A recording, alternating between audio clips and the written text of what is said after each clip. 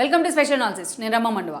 ఈరోజు అనాలిసిస్లో భాగంగా మనం తీసుకోబోతున్న టాపిక్ ఏంటంటే సుజనా చౌదరి ఈరోజు బీజేపీ తరపున ఎమ్మెల్యేగా ఎందుకు పోటీలో నిలబడే ప్రయత్నం చేస్తున్నారు. బీజేపీ టీడీపీ పొత్తుల్లో భాగంగా ఈ రోజున వెస్ట్ సీటును జనసేన ఎందుకు కోల్పోయింది. అదే సమయంలో చూసినట్టయితే ఒక దశలో రాజ్యసభ సభ్యుడిగా 2 సార్లు సుజనా పనిచేశారు. అదేవిధంగా కేంద్ర మంత్రిగా కూడా పనిచేశారు ఆయన. అలాంటి సుజనా చౌదరి ఈ రోజున ఎంపీగా పోటీ చేయకుండా ఎందుకు ఎమ్మెల్యే సీటు మీద ఫోకస్ పెట్టారు. విజయవాడ వెస్ట్ నుంచి సుజనా చౌదరి బీజేపీ తరపున పోటీ చేయడం ద్వారా ఎలాంటి ఫలితం ఆయన ఆశించబోతూ ఉన్నారు. చంద్రబాబు నాయుడు కూడా ఈరోజు సుజనా చౌదరి వైపే ఆ సీటు ఇచ్చేందుకు ఎందుకు మోగు చూపారు. అట్ ద సేమ్ టైం ఈ రోజున పవన్ కళ్యాణ్ కూడా ఆ సీటును బీజేపీ కోసం త్యాగం చేసే ప్రయత్నం ఎందుకు చేశారు. ఈ ప్రశ్నలన్నీ కూడా ఈ రోజున హాట్ టాపిక్ అవుతూ వస్తున్నాయి. వీటన్నిటికీ కూడా ఈరోజు సుజనా కేంద్ర బిందువు అయ్యారు. అందుకు కారణాలు కూడా ఉన్నాయి. వాటి గురించి మనం చెప్పుకునే ముందు సుజనా రాజకీయ ప్రస్థానం గురించి కూడా మనం ఇక్కడ ఒకసారి హైలైట్ చేసుకోవాలి. సో ఒక విజయవాడ కృష్ణా జిల్లాకు చెందిన ఒక సక్సెస్ఫుల్ పారిశ్రామికవేత్తగా ఆయనకి పేరుంది. కంజక్చర్ లాంటి ఒక సామాన్యమైన ఒక ఊర్లో ఆయన జన్మించారు. అక్కడి నుంచి ఒక సక్సెస్ఫుల్ పారిశ్రామికవేత్తగా తనకంటూ ఒక సోలో ఇమేజ్ అయితే క్రియేట్ చేసుకున్నారు. దీనిలో భాగంగానే ఆయన చంద్రబాబు నాయుడుతో ఒక అసోసియేషన్ కుదరడం కానీ, ప్రతిపక్షంలో ఉన్న సమయంలోనే చంద్రబాబు నాయుడు సీఎం రమేష్తో పాటు సుజనా చౌదరికి కూడా ఆ రోజున పూర్తి స్థాయిలో రాజ్యసభ టికెట్లు కేటాయించడం జరిగింది.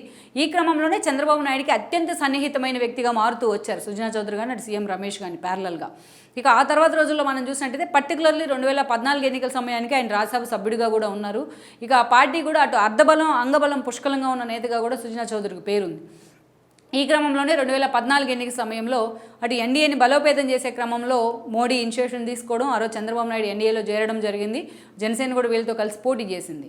ఈ క్రమంలోనే ఆ రోజున కేంద్ర మంత్రి ఇక రాష్ట్రంలో కేంద్రంలో అటు మోడీ ప్రధాన బీజేపీ అధికారంలోకి వచ్చింది. దెన్ టీడీపీ అధికారంలోకి వచ్చి చంద్రబాబు నాయుడు సీఎం అయ్యారు 2014 రాష్ట్ర విభజన ఎన్నికల్లో. ఇక ఈ క్రమంలోనే రాష్ట్ర మంత్రుల్ని కేంద్ర మంత్రులను కూడా వాళ్ళు పంచుకోవడం జరిగింది టికెట్ల తరహాలోనే. దానిలో భాగంగానే అటు సీనియర్ అయిన అశోక్ గజపతి రాజుతో పాటు ఇటు సుజనా చౌదరికి కూడా మంత్రి పదవులు దక్కాయి. అత్యంత కీలకమైన ఐటీ శాఖ మినిస్టర్గా కూడా సహాయ మంత్రిగా కూడా ఆయన పనిచేశారు ఆ రోజున. ఇక రాష్ట్ర విభజన హామీల వేదికగా ఎప్పుడైతే విభజన హామీల వేదికగా బీజేపీతో ఒక డ్రిఫ్ట్ అయితే స్టార్ట్ అయిందో, TDP versus BJP, Modi versus Chandrababu అన్న తీరుగా నడిచిందో, అప్పుడు అఫిషియల్గా టీడీపీ ఎన్డీఏ నుంచి బయటికి రావడం జరిగింది. ఈ క్రమంలోనే తన మంత్రి పదవులు కూడా టీడీపీ నేతలు ఆ రోజు రాజీనామా చేస్తున్నారు అటు అశోక్తో పాటు ఇటు సుజనా చౌదరి కూడా. ఇక అప్పటి నుంచి కూడా పార్టీలో ఆయన కీలకమవుతూ వచ్చారు. ఇక ఎంపీ ల్యాడ్స్ని ఏపీలో పలు గ్రామాలకు ఆయన కేటాయించడం కానీ, పలు ఊర్లను ఆయన దత్తత చేసుకున్న తీరు కానీ, ఇక అనేక సార్లు సుజనా చౌదరి వార్తల్లో ఉంటూ వచ్చారు. పార్టీ కష్టకాలంలో ఉన్నప్పుడు ఎప్పుడు ఆయన ఇనిషియేట్ చేస్తారనే ఒక విధానం కానీ, ఆయనకు ఒక సోలో ఇమేజ్ని అయితే పార్టీలో అయితే తీసుకొచ్చింది అనుకోవాలి, ప్రత్యక్ష ఎన్నికల్లో ఎప్పుడు దిగకపోయినా. ఇక అలాంటి సుజనా చౌదరి మొన్నటి ఎన్నికలకు ముందు టీడీపీ ఓటమి తర్వాత ఆయన బీజేపీ జెండా కప్పుకునే ప్రయత్నం చేశారు. అప్పట్లోనే చంద్రబాబు తన అన్నాయిలందరినీ బీజేపీలోకి పంపిస్తున్నారంటూ విజయసాయిరెడ్డి లాంటి వాళ్ళు, వైసీపీ అధినేత జగన్ లాంటి వాళ్ళు టార్గెట్ చేసిన సందర్భాలు ఉన్నాయి. ఈవెన్ సీఎం రమేష్ కావచ్చు, టీజీ వెంకటేష్ కావచ్చు, సుజనా కావచ్చు, రాజ్యసభ సభ్యులంతా వెళ్ళి బీజేపీలో చేరారు ఆ రోజున. ఇక ఆ తర్వాత రోజుల్లో మనం చూసినట్లయితే సుజనా చౌదరి బీజేపీలో ఉన్న అనేక ఇష్యూస్లో చంద్రబాబుతో ఆయన అసోసియేషన్గా ఉంటాడనే కూడా పేరు ఉంది. ఇక అనేక సార్లు ఆయన బహిరంగంగా కూడా ఇంటర్వ్యూలో కూడా చాలాసార్లు చంద్రబాబుతో సాన్నిహిత్యం గురించి మాట్లాడిన సందర్భాలు ఉన్నాయి. ఒక దశలో ఏకంగా ఆయన విజయవాడ టీడీపీ ఎంపీగా పోటీ చేస్తారన్న ప్రచారం కూడా జరిగింది.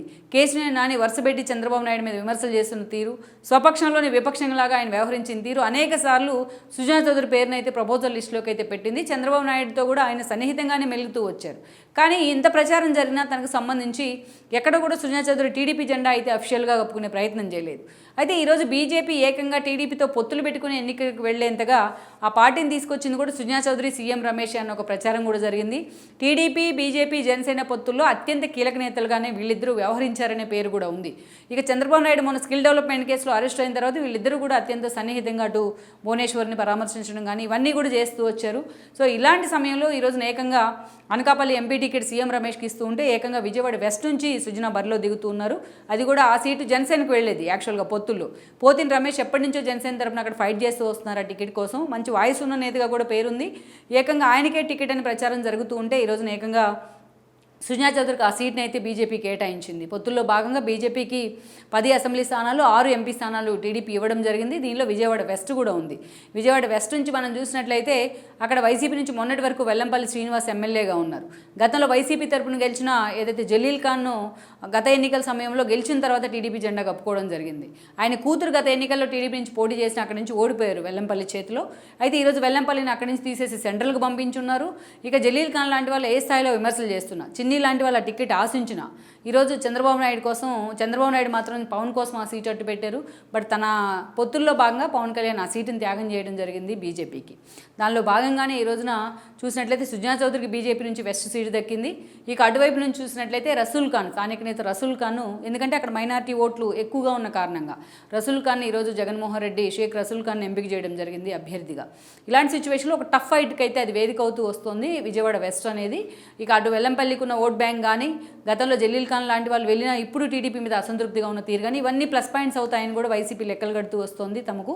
అయితే ఇదే సమయంలో సుజనా చౌదరి లాంటి ఒక సాలిడ్ పర్సనాలిటీ వెస్ట్ నుంచి బరిలో దిగడం ద్వారా మిగతా స్థానాల్లో కూడా విజయవాడలో కృష్ణా జిల్లా పరిధిలో ఉన్న మిగతా స్థానాల్లో కూడా ఆ ఎఫెక్ట్ ఉంటుందని కూడా టీడీపీ అండ్ బీజేపీ జనసేన లెక్కలు కడుతూ వస్తున్నాయి. అందుకే అంత స్టబ్బోర్న్గా ఈరోజు సుజనా చౌదరి మీద అయితే వాళ్ళు ఫోకస్ పెట్టారు. రేపు గెలిస్తే బీజేపీ కోటాలో ఆయనకు మంత్రి పదవి కూడా ఖాయం. ఆల్రెడీ కేంద్ర స్థాయిలో మంత్రిగా చేశారు కాబట్టి రాష్ట్ర మంత్రి పదవి కూడా ఖాయమన్న ప్రచారం అయితే జరుగుతోంది. లెట్స్ సీ మరి విజయవాడ వెస్ట్లో సుజనా చౌదరి లాంటి ఒక మాజీ కేంద్ర మంత్రి ఇక్కడ పోటీ చేస్తున్న తీరుతో ఆ సీట్ అనేది ఈ రోజున ఒక హాట్ సీట్గా మారిందని మనం చెప్పక తప్పదు. ఈ వీడియో మీకు నచ్చినట్లయితే please share, like and subscribe R24 Telugu.